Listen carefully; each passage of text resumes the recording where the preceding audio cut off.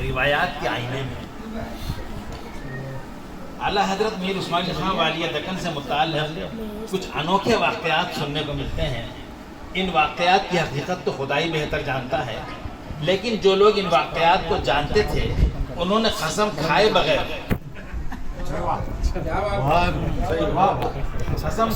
ان واقعات کا افشا کیا ہے. اس لیے ان واقعات پر سوال کرنا وہ ہمارا کام نہیں، لیکن بیان پر ہم قدرت ضرور رکھتے ہیں. دروغ پر گردن راوی کہ سنتے ہیں کہ جب ایک محفل قوالی میں ایک حسین و جمیل مغنیہ کا نغمہ سنا تو وہ نغمہ حضور والا کو اتنا پسند آیا کہ جن مبارک لبوں سے وہ نغمہ افشا ہوا تھا وہ لب ہائے نازک بھی والا جہاں کو پسند خاطر ہوئے.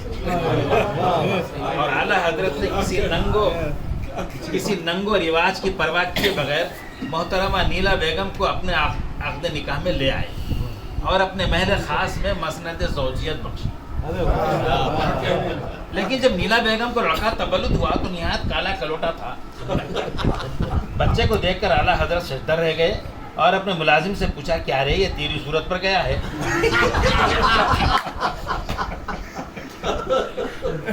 اعلیٰ حضرت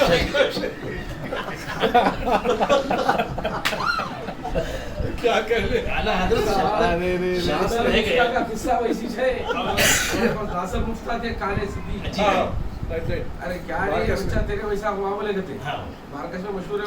جی ہاں وہی میں جو سنا ہوں دروغ بر گردن راوی میں نے نام بھی میرے کو یاد ہے، ناصر مفتا ہے وافرنا. حقیقت ہے، ہاں بالکل صحیح ہے. اچھا تو میں نام لکھ دوں. نام لکھ دوں. بحوالہ بھی لکھ دیجیے.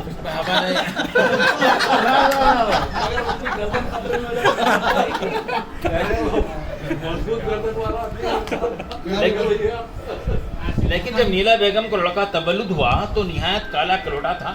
بچے کو دیکھ کر اعلیٰ حضرت سجدہ رہ گئے اور اپنے ملازم سے پوچھا کیا رے یہ تیری صورت پر گیا ہے؟ ملازم نہایت ہوشیار آدمی تھا. بادشاہ کو جواب دیا سرکار بندہ کئی دفعہ بیگم صاحبہ کی پیٹھ پر سے گیا تھا، چھاؤں پڑی ہوئی.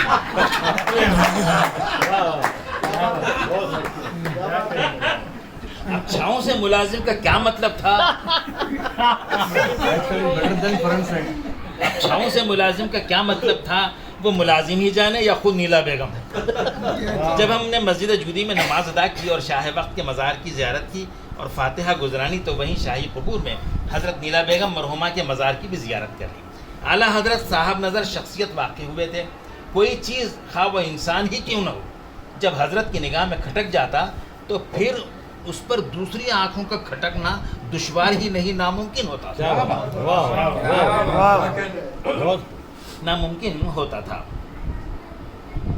آسمان جا کا فلک نما ابا کو پسند آیا تھا اور کمال یارجن کی کوٹھی فرزند دلبند اور جگر بند کو دونوں ہاتھوں سے ہتھیا لیا تھا. یہ تاریخ ہے جب آپ سمجھ. چنانچہ کنگ کوٹی کی ظاہری خوبی و باطنی کیفیت سے اعلیٰ حضرت اس درجے متاثر ہوئے کہ اس کوٹھی کی تعریف فرما دی. نمک خاران خرب جوار کو سمجھ میں آ گیا کہ کوٹھی حضرت والا جاہ کی نگاہ عزت نواز میں کھٹک گئی ہے. دیدہ بران دکن نے دیکھ لیا کہ مالک کوٹھی نے اپنی کوٹھی کو اعلیٰ حضرت کی خدمت میں پیش کرنے کی سعادت حاصل کر لی. اس کوٹھی میں مقامات موضوع پر کے نہایت خوبصورت فن حقاقی میں مرحوم تھا، شاید جس کا مطلب کمال یارخواں رہا ہو. بادشاہ نے جب اس تحریر پر مشتبہ توجہ فرمائی تو صاحب دل بانی نے اپنی نظر کو یہ کہہ کر 4 چاند لگا دیے کہ سرکار اس کے سے مراد کنگ کوٹھی ہے. کمال خاں تھا وہ، کنگ کوٹھی کر دیا ہوں، کنگ کوٹھی ہے. اتنا سنتے ہی بادشاہ کا دل باغ باغ ہو گیا اور موصوف مرحوم کو وہ کوٹھی اس درجہ پسند آئی کہ دائی اجل کو لبیک کہنے تک وہ اسی قصر سوغات میں زندگی کے روز و شب گزارتے رہے. پھر حیدرآباد کی فضائے دل فریب پر نہ ایسا صاحب نظر آیا نہ صاحب دل دیکھنے کو. کیا بات، بہت اچھا. شاہ دکن کے کچھ اور دلچسپ واقعات بھی ملتے ہیں جو پھر کبھی وجود میں نہیں آئے.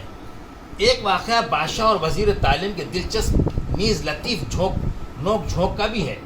تاریخ میں جب ہم نے اس واقعے کو کہیں پڑھا تو نہیں، لیکن اپنے بزرگوں سے سنا ضرور ہے، جن کا بیان صدق پر مبنی ہو، یہ عین حق ہو سکتا ہے۔ اس میں اشکال کو ہم راویان صدق آثار پر حرف گیری کے مترادف خیال کرتے ہیں۔ کیا بات ہے، آپ اس واقعے کو ایک قلمکار کی زبان سے سنیے اور صدق و دروغ کے جھولے میں جھولتے ہوئے لطف حاصل کیجیے۔ جب ایک فرضی واقعے پر مغل اعظم جیسی مایہ ناز فلم بن سکتی ہے، تو اگر بالفرض محال یہ حکایات سچ بھی نہ ہو تو افسانوں سے لطف اندوزی کوئی جرم تو نہیں۔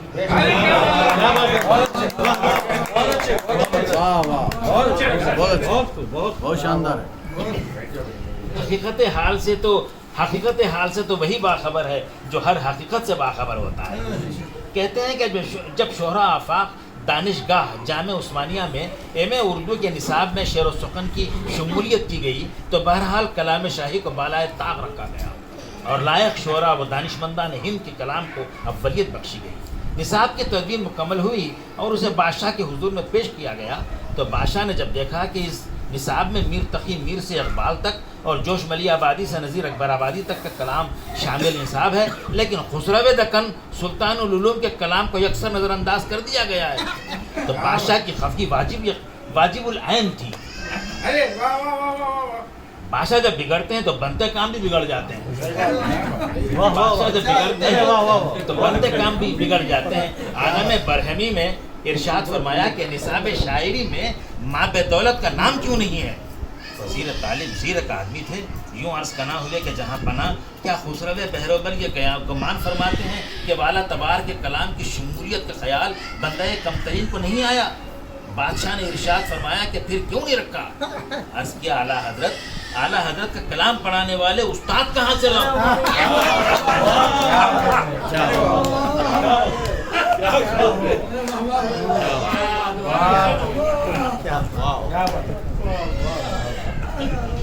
سمجھنے نہیں ہو رہا۔ عباس بھائی وہ بلگرامی صاحب تھے نا؟ کون تھے؟ ہوش بلگرامی تھے۔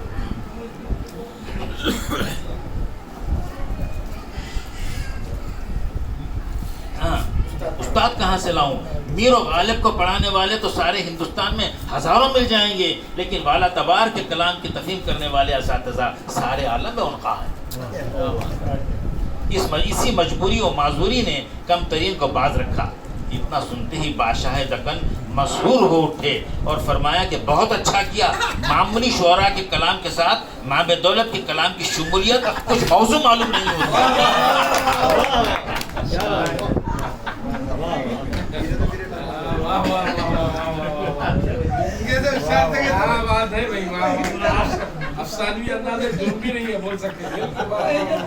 جب ہم اس واقعے پر غور کرتے ہیں تو جی حضوری اور حاضر جوابی کس چڑیا کا نام ہے معلوم ہو جاتا ہے۔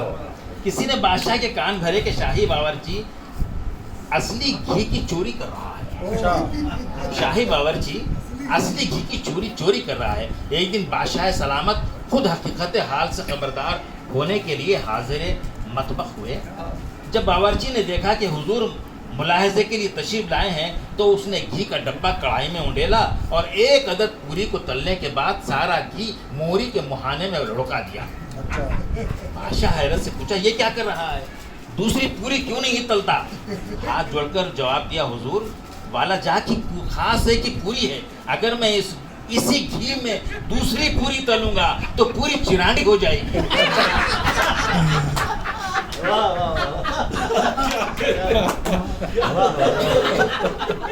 یہ دیکھ کر بادشاہ نے کہا بہت اچھا کیا، تیرے بارے میں جو لوگ بولتے ہیں وہ سب جھوٹے ہیں۔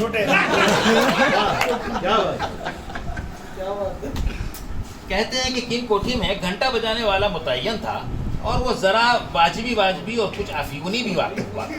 پتہ نہیں اسے کیا سدھری کہ 2 بجے 4 گھنٹے بجا دیے۔ خسرو دکن کی عادت شریفہ تھی کہ گھنٹے شمار فرما کر اپنی جیبی گھڑی بھی دیکھ لیا کرتے تھے۔ جب 2 کے 4 گھنٹے گوش گزار ہوئے تو عالم غضب میں للکارا کہ بلاؤ زندار کو۔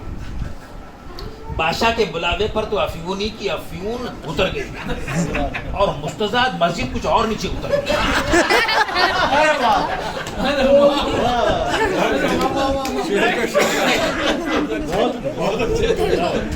میر اسماعیل خان کے سامنے اچھوں کی گیلی ہو جایا کرتی تھی، پہلوانوں کے پسینے چھوٹ جاتے تھے۔ گھنٹے گھر کا ملازم کس بات کی ملی تھا؟ دربار شاہی میں پاجاموں کے پائچوں کا لرزنا تو بہت معمولی بات ہے۔ بادشاہ کی آواز کی لرزش آدمی کے کانوں سے ہوتے ہوئے دل کے تاروں کی گردش کو تیز کر دیا کرتی۔ شیر جب گرجتا تھا تو رستمان وقت کانپ جاتے تھے۔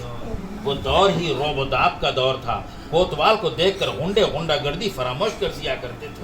آج کا دور اس روب کا علمبردار ہو ہی نہیں سکتا۔ جب کوتوال چار مینار کے دامن میں لڑکوں کے ساتھ کرکٹ کھیلے گا تو کہاں کوتوال کا روب باقی رہے گا؟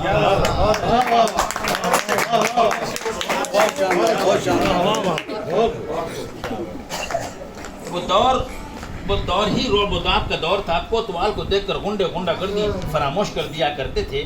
آج کا دور اس روب کا علم بردار ہو ہی نہیں سکتا۔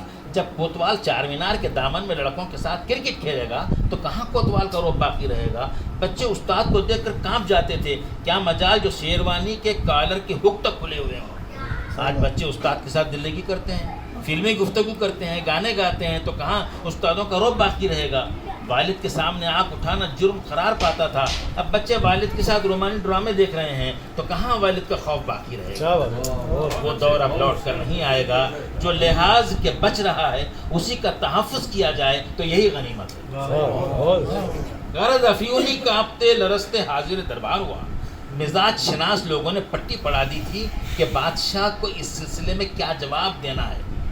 بادشاہ نے سوال کیا، کمبخت 2 بجے 4 گھنٹے مارتا ہے؟ ہاتھ جوڑ کر عرض کیا، حضور جان بخشی ہو تو عرض کروں وقت ہمارا ہے، گھڑیال ہماری ہے۔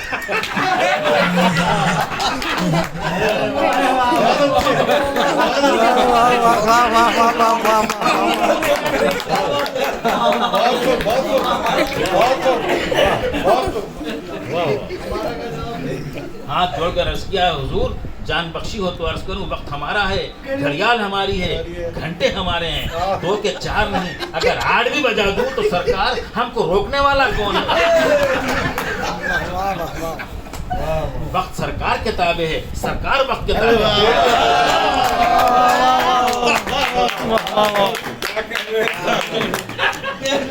گھڑیاں رک سکتی ہے لیکن آپ کا وقت کبھی نہیں رکے گا، ہمیشہ اقبال بلند رہے گا۔ اس جواب سے بادشاہ بہت خوش ہو گئے اور مسکرا کر فرمایا، اسے کچھ انعام دے دو۔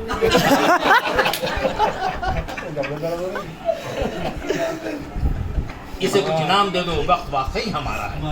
لیکن کیا خبر تھی کہ کچھ وقت نہ گزرے گا کہ وقت بدل جائے گا، حکومت کا کانٹا گھڑیال سے الگ ہو کر نیچے گر پڑے گا۔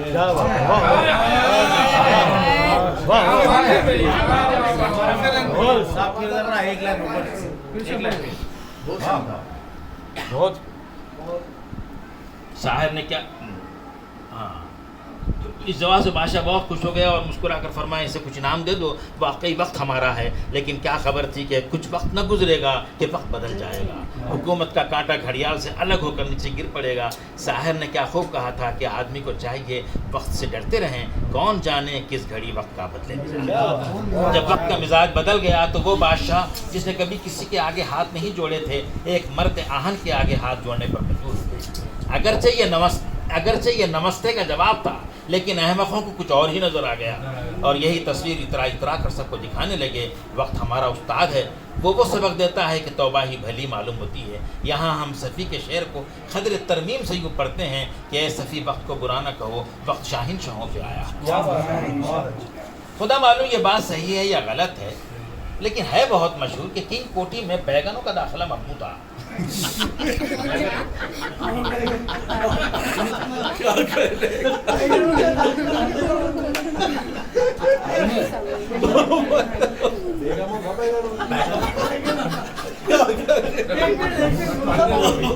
خدا معلوم یہ بات صحیح ہے یا غلط، لیکن ہے بہت مشہور کہ کنگ کوٹھی میں بیگنوں کا داخلہ ممنوع تھا۔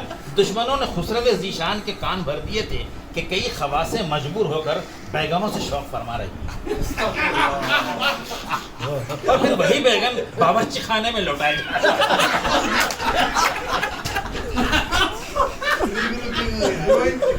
اور جب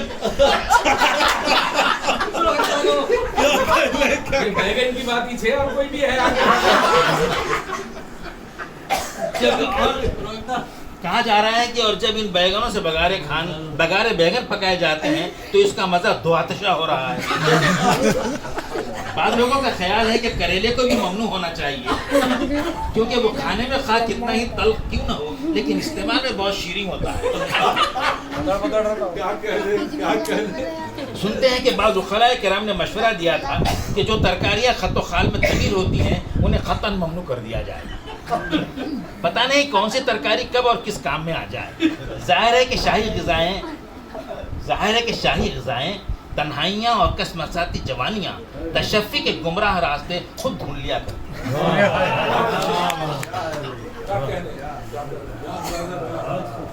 ज़ाहिर है कि शाही ग़िज़ाएँ तन्हाइयाँ और कसमसाती जवानियाँ तशफ़ी के गुमनाम रास्ते को ढूंढ लिया ही करती हैं। हमने रेत में रेंगने वाले कछुओं को तक अपनी मादा की अदम दस्तयाबी के सबब रेगमाली करते देखा है।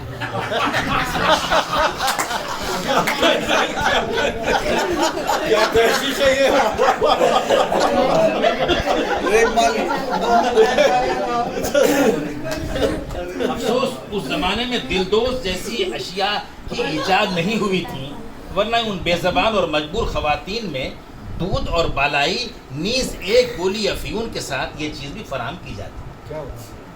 दूध का एक शाम के वक्त एक दूध का कटोरा, एक बालाई का कटोरा और एक अफ़ीयून की गोली और एक गजरा आ जाया करता था तमाम खवास के लिए। और मेरे वालिद के ज़माने में 130 ख़वातें थीं किंग कोठी। बहरहाल हाँ, जिबिली ज़रूरतों को ख्वाहिश नफ्स का नाम देना नारवा मालूम होता है। अच्छा, जिबिली ज़रूरतों को ख्वाहिश नफ्स का नाम देना नारवा मालूम होता है। बहरहाल ये इंसान की मजबूरियां हैं कि जब उसे क़ैद तन्हाई की सज़ा मिलती है तो वो किसी न किसी शय से दोस्ती कर लेता है। किसी फिल्म में ये दिखाया गया था कि हीरो एक सुनसान जजीरे में पहुंच जाता है और कोई उससे बात करने वाला नहीं रहता तो वो अपने गोले से बातें करने लगता है। मजबूर नौजवानों को तो अपने दो गोलों से गुफ्तगू करते देखा गया।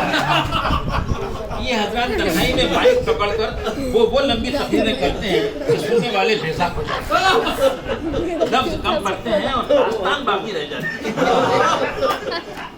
लफ्ज़ कम पड़ते हैं और दास्तान बाकी रह जाती है। हमारी हुकूमत भी यही चाहती है कि हमारे नौजवान दस्ते खुद दहाने खुद के उन्वान पर मुद्दतों कारबंद रहे। डॉक्टर साहब आप बहुत अच्छा समझ सकते हैं। ज़ाहिर है आपके साथ जो उतना नहीं मेडिकल से ताल्लुक है ना, मेडिकल से ताल्लुक है। अब हुकूमत भी क्या करे, अब हुकूमत भी क्या करे। इंसानों की रोज़ अफजाइश पर रोक लगाने के लिए इससे ज़्यादा सहूलत बख्श और मनफ़ियत रसा क़ानून तो कोई और हो ही नहीं सकता कि शादी की उम्र में हर साल 2-1 साल का इजाफा किया जाए। हालांकि खुदा ने एक बीज में एक पेड़ छुपा रखा है, हालांकि खुदा ने एक बीज में एक पेड़ छुपा रखा है। खुमखा दानों को गिना करते हैं और उन दानों में जो खेत पोशीदा हैं उन्हें देखने से खास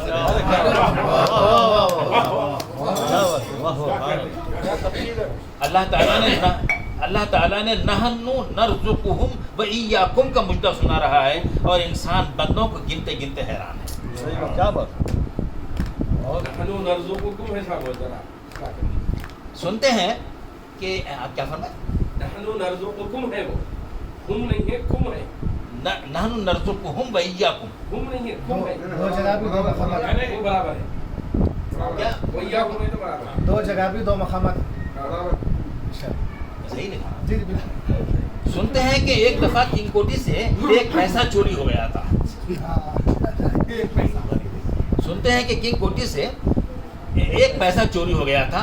खुसरवे आलम ने गर्द पर नुमाया पैसे के निशान को देखकर पहचान लिया कि इस मकाम से एक पैसे का सरखा कर लिया गया है।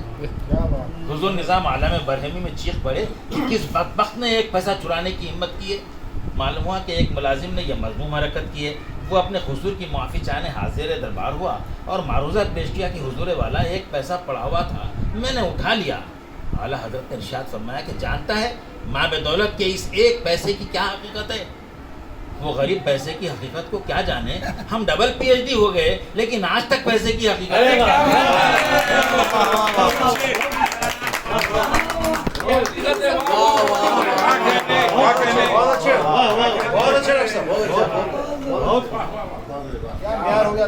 وہ غریب پیسے کی حقیقت کو کیا جانے, ہم ڈبل پی ایچ ڈی ہو گئے لیکن آج تک پیسے کی حقیقت سے ناشنا ہے. فرمایا کہ جا اس پیسے سے چنے لے آ. جب چنے آ گئے تو اعلیٰ حضرت نے کچھ چینی تشتریاں منگوائیں اور اس میں اپنے دست مقدس سے کچھ چنے رکھے اور حکم دیا کہ اس شاہی سوغات کو مہر بند کیا جائے اور روسا اور وزراء کو بھیجا جائے. اس زمانے میں شرفاء خالی تشتریوں کو لوٹانے میں اپنی اہانت محسوس کرتے تھے. ہمیں اچھی طرح یاد ہے کہ ماضی قریب میں محلے کے کسی بچے کی پیدائش پر بتاشے آتے تو والدہ سیر آدھا سیر چاول اور اس پر 2 روپے رکھ کر روانہ کرتی تھی. آپ لوگوں کو بھی یاد ہوگا. چنانچہ ہر رئیس نے ان تشتریوں میں اپنی اپنی حیثیت کے مطابق ہیرے اور جواہرات رکھ کر روانہ کیا. جب چنوں کے بدلے یہ ہیرے اور جواہرات آ گئے تو بادشاہ نے اپنے ملازم سے کہا کہ دیکھا سلطنت آصفیہ کے 1 پیسے کی کیا حقیقت ہے, اور پھر کنگ کوٹھی سے 1 پیسہ چوری نہیں ہوا. اعلیٰ حضرت کی عادت شریفہ تھی کہ کنگ کوٹھی کے دالان میں کرسی پر تشریف فرما رہتے تھے اور مدام محو تفکر رہا کرتے تھے. کنگ کوٹھی میں خاموشی کا راج تھا. پرندے تک آواز لگاتے ڈرتے تھے اور کبھی کبھی والا جہاں کی آواز گونجتی تھی کہ اونٹ کا بول, کھاوے کا بول, اور آواز کے نکلتے ہی چیز حاضر کی جاتی تھی اور پھر خاموشی. اعلیٰ حضرت اپنے اکھیرے رومال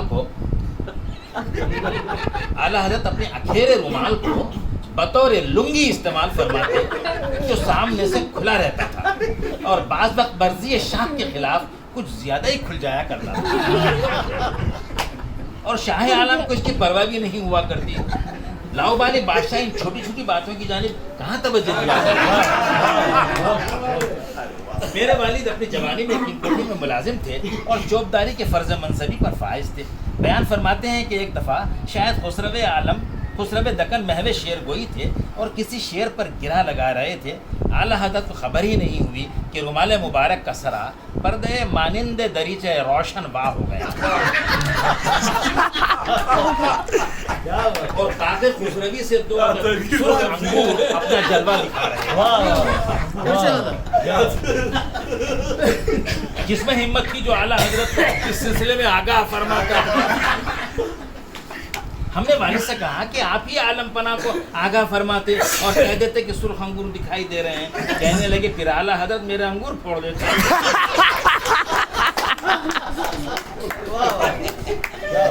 ہم نے بھی بعض لاؤبالی اشخاص کے انگوروں کو بلکہ انگوروں کے ساتھ فلفل خفیف کو بے پردہ دیکھا ہے, لیکن آگاہی سے میں اس لیے گریز کیا کہ کہیں موصوف شرمندہ نہ ہو جائیں. ایک حضرت کو دیکھا کہ لنگی زیب تن فرمائے رکشا میں بیٹھے ہیں اور ٹانگ پر ٹانگ رکھی ہے, نیچے کا سرا بہت نیچے اور اوپر کا سرا بہت اوپر اٹھ گیا ہے. معلوم ہوتا تھا کہ انڈوں پر سانپ لوٹ رہا ہے. ہم نے اشارہ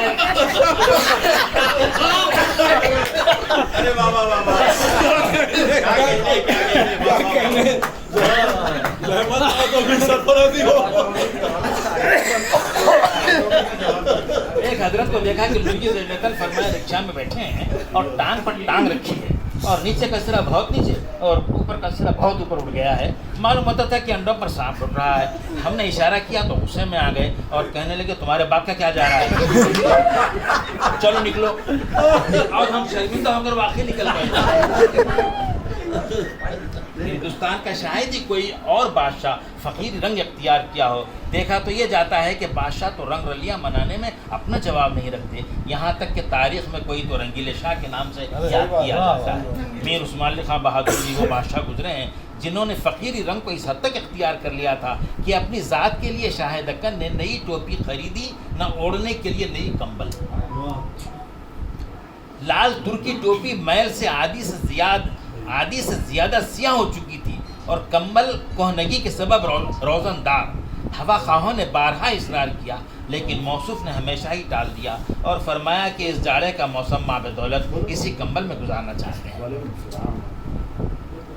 تاہم میلی ٹوپی پہن لینے سے مزاج شاہی کو کبھی میل نہیں لگتا۔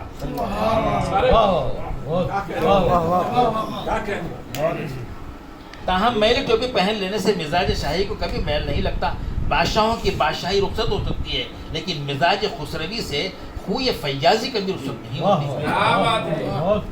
خود کے لیے یہ کفایہ شاعری تھی اور ملک و ملت کے لیے کشادہ دستی اور فیاضی کی وہ مثال قائم کی جو شاید ہمیشہ مثال ہی رہے گی۔ اعلیٰ حضرت ایک مدت تک تو راج پرمکھ رہے، بعد ازاں انہیں اس عہدے سے بھی محروم کر دیا گیا۔ ویسے کئی بادشاہوں کو عہدے کی تمنا بھی ہوا کرتی ہے، وہ تو خود عہدہ نواز ہوا کرتے ہیں۔ تاہم جب ہندوستان کے وزیر اعظم لال بہادر شاستری کا دور آیا اور ملک کی معاشی حالت خستگی کی معراج پر جا پہنچی، طرفہ یہ کہ چین نے حلہ بول دیا تو رہنماؤں کی بولتی بند ہو گئی۔ تعاون کا اعلان ہوا کہ جو جس قدر دینا چاہتا ہے دان کر سکتا ہے اور ملک و ملت پر قربان کر سکتا ہے۔ شاستری جی کی یہ درد بھری آواز جب گوش مبارک تک جا پہنچی تو اعلیٰ حضرت نے اپنے خزانوں کے منہ کھول دیے اور 50 ٹن سونے کے عظیم الشان صنادیق جو مملکت آصفیہ کی رہی صحیح پونجی تھے اپنے ملازمین کے ذریعے وزیر اعظم کی خدمت میں پہنچا دیا اور تعاون کی ایک شاندار مثال قائم کی۔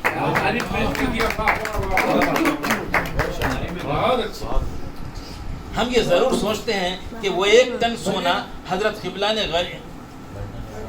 50 ٹن سونے میں سے اگر 1 ٹن سونا قبلہ نے غریب حیدرآبادیوں میں تقسیم کیا ہوتا تو مستورات فقر پوش 1 آدھ تولہ سونا پہن کر معذول بادشاہ کو دل کی گہرائیوں سے دعائیں دیتے، جن کے باپ دادوں نے کورس میں تعابت خالق عالم یہ ریاست رکھے تجھ کو عثمہ بسد اجلال سلامت رکھے، اس نظم کو جھوم جھوم کر گیا ہے، ان کا بھی تو کچھ حق بنتا ہے۔ آج بھی حیدرآباد کے کئی خاندانوں کے بدحال خواتین ہیں جن کے گلے میں 2 ماشے کا تار تک نہیں۔ ہماری بیگم ایک دفعہ ان کے گاؤں میں ایک شادی میں گئی تھی، آ کر کہنے لگی کہ افسوس دلہن کے گلے میں 2 ماشے کا تار تک نہیں تھا۔ ہم نے کہا تم نے اپنا چھڑا کیوں نہ دے دیا؟ کہنے لگی آپ کی اجازت۔ ہم نے کہا خدا کی عطا میں بندے کی اجازت کیا معنی رکھتی ہے؟ دے دیتی تو ہمیں ازت خوشی ہوتی۔ کہنے لگی یہاں بھیجوائے دیتی ہوں۔ ہم نے کہا وقت گزر گیا، اب اس بات کو بھی جانے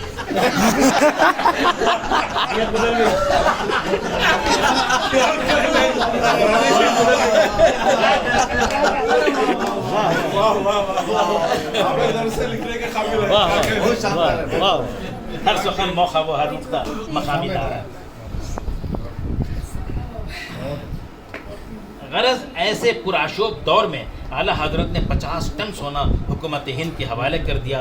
تاہم دہلی سے یادگار ماضی اپنے خالی صنادیق ضرور منگوا لیے، شاید انہیں ان صندوقوں کو خالی دیکھ کر اعلیٰ حضرت کو زیادہ خوشی ہوئی۔ یہ ایسا کردار ہے جو بادشاہوں میں کم کم ہی دکھائی دیتا ہے۔ تاہم تادم آخر وہ ایک بحر عطا اور دریائے نوازش رہے اور اس بحر فیض کی فلک بوس موجیں کبھی سطح بوس نہیں ہوئیں۔ وہ مہر و کرم کا ایک سونامی تھے جس نے نہ صرف اپنے خطے کو بلکہ اس کی اٹھتی ہوئی موجوں نے بڑھ چڑھ کر دوسرے خطوں کو بھی جی بھر سیراب کیا۔ ایسی قلندر طبع شخصیت کے لیے بولا جاتا ہے حق مغفرت کرے عجب آزاد۔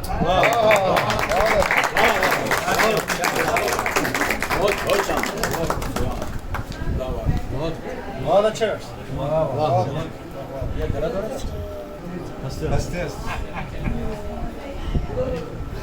پانی